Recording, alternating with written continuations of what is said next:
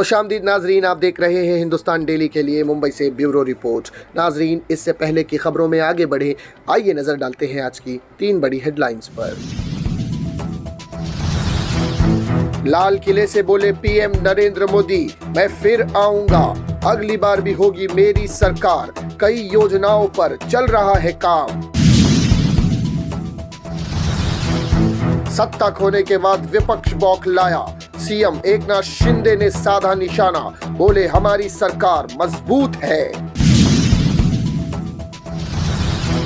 पवार के बिना plan B, चुनावों को लेकर कांग्रेस व उद्धव की कई नई रणनीति, हाईकमान लेगा अंतिम निर्णय। देखा नाजरीन, ये थी आप तक की 3 बड़ी हेडलाइंस। अब बढ़ते हैं खबरों की जानिब।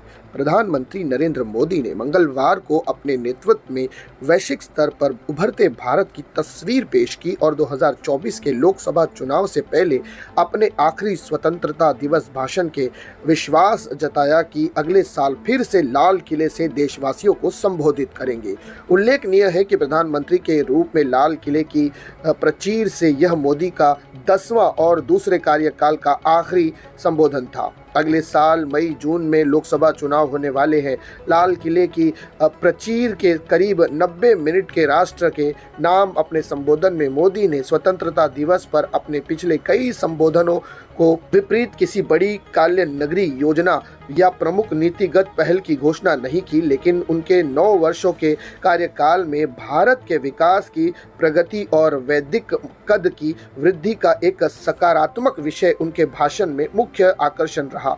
उन्होंने खुद को एक ऐसे व्यक्ति के रूप में पेश किया जो जनता से उभारा है और उनके लिए जीवन जीता और सपने देखता है। प्रधानमंत्री नरेंद्र मोदी ने कहा कि पहला बदलाव का वादा मुझे यहाँ ले आया, फिर मेरा प्रदर्शन मुझे एक बार फिर यहाँ ले आया। आने वाले 5 साल अभूतपूर्व विकास है। 2047 तक एक विकसित राष्ट्र के रूप में भारत के सपने को साकार करने के लिए यह एक स्वर्णिम क्षण है। अगली बार 15 अगस्त को इसी लाल किले से मैं आपको देश की उपलब्धियां, आपके समर्थ, आपके संकल्प, उसमें हुई प्रगति, उसकी सफलता और उसके गौरव रंग पूरे आत्मविश्वास के साथ आपके सामने प्रस्तुत करूंगा, ये मेरा वादा है। तो मोदी ने कहा है कि मैं फिर से 2024 में चुन कर आऊंगा और जनता की सेवा करूंगा। तो नाजरीन, ये थी अब तक की पहली बड़ी खबर। अब बढ़ते हैं अगली खबर की जानिब। इन दिनों विपक्षी दलों के नेता सीएम एकनाथ शिंदे को बदले जाने को लेकर कई तरह के दावे कर रहे हैं। इन नेताओं को सीएम एकनाथ शिंदे ने मुंह तोड़ जवाब दिया है।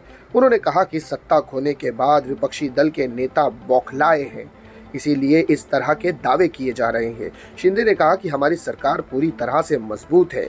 नेता विपक्ष विजय वडेट्टीवार ने दावा किया है कि एकनाथ शिंदे बीमार है और उन्हें अस्पताल में भर्ती किए जाने के बाद अजीत पवार को सीएम बनाए जाने की तैयारी चल रही है। हालांकि सीएम शिंदे ने कहा कि सत्ता जाने से विपक्ष के कई नेताओं का मानसिक संतुलन बिगड़ गया है। ऐसे लोगों को इलाज कराने की जरूरत है। हाल के दिनों में कई वजहों को लेकर सीएम शिंदे के भविष्य को लेकर सवाल उठ रहे हैं।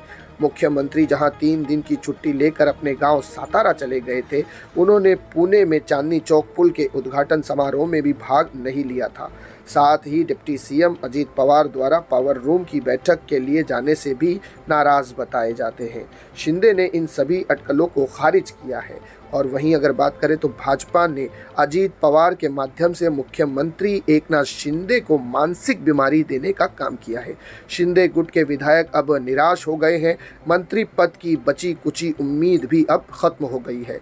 रायगढ़ के पालक मंत्री पद की आशा भी धूल में मिल गई है। अजीत पवार का गुट शिंदे गुट के लिए भस्मासुर साबित हो रहा है, ऐसा कहना था विनायक राउत, जो कि ठाकरे गुट के सांसद हैं। नाजरीन, इन तमाम विषय पर गौर किया जाए तो लग तो यही रहा है कि आपसी अनबन चल रही है और इसका परिणाम जल्द ही जनता के सामने निकल कर आने वाला है। तो ये थी नाजरीन अब तक की दूसरी बड़ी खबर। अब बढ़ते हैं अंतिम खबर की जानिब। रंका अध्यक्ष शरद पवार की अपने भतीजे अजीत पवार के साथ हुई गुपचुप मुलाकात के बाद महाविकास अघाड़ी के अंदर घमासान चल रहा है। सूत्रों के मुताबिक अघाड़ी में शामिल पूर्व सीएम उद्धव ठाकरे की पार्टी यूबीटी और कांग्रेस चाचा भतीजे की मुलाकात से सावधान हो गए हैं। उन्हें लग रहा है कि भतीजे के बाद चाचा भी अंदरूनी रूप से बीजेपी से हाथ मिलाने को लेकर चर्चा कर रहे हैं। हालांकि पवार ने साफ किया है कि वे किसी भी कीमत पर बीजेपी से हाथ नहीं मिलाएंगे, लेकिन उद्धव की सेना और कांग्रेस को इस पर पूरी तरह से विश्वास नहीं हो रहा है। सूत्रों के मुताबिक उद्धव ठाकरे ने कांग्रेस के साथ प्लान बी पर चर्चा शुरू कर दी है। इसी मुद्दे को लेकर कांग्रेस प्रदेश अध्यक्ष नाना पटोले ने हाल ही में मातोश्री जाकर उद्धव ठाकरे से खास चर्चा की थी।